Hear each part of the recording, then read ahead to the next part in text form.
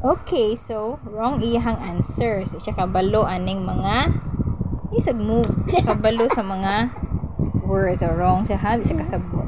Sige. O mag-test ta sa feelings ha. Emotions.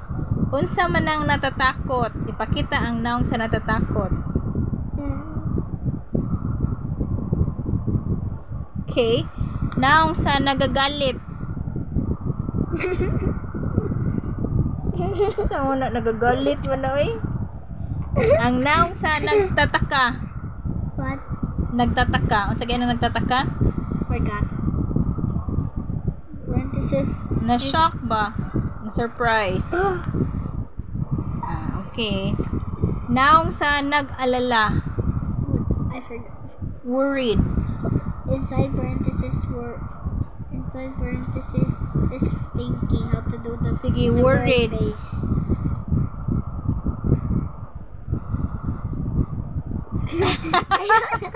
Oh, I don't know. Noun sa nalulungkot. Unsa man ang nalulungkot? Sad. No sound. Face lang, face. O, usab. Noun sa nagagalit. Nagagalit. Unsa ganang nagagalit? Asa man di makita oy. Di makita ang noun sa nagagalit. O, noun sa asa pa man ni ha? Noun sa natutuwa. Natutuwa. Unsa man ang natutuwa? Natutuwa kay happy. Yay! Happy, happy, happy. Oh, walay problema kung natutuwa.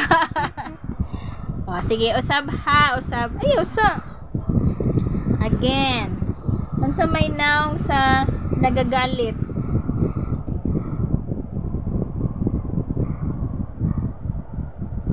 Unsa man ang nagagalit? Scared. I would be like that. If Scared? not worried.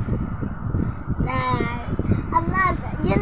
You know me. I'm not good at Oh, Filipino. lagi. That's why we are learning. What was it again? Nagagalit. Unsa nang nagagalit? Happy. I'll try every emotion. Mad. Angry, mad. Di. Uy, di makita. Mura, magnalibang. Nakalibang og tubol. Why? Sige. Next na.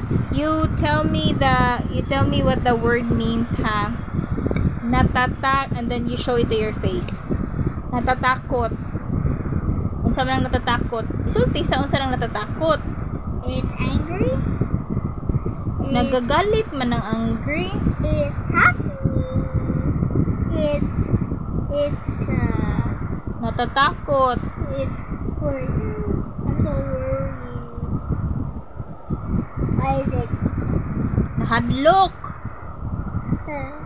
It's scared. And I'm gonna do the face.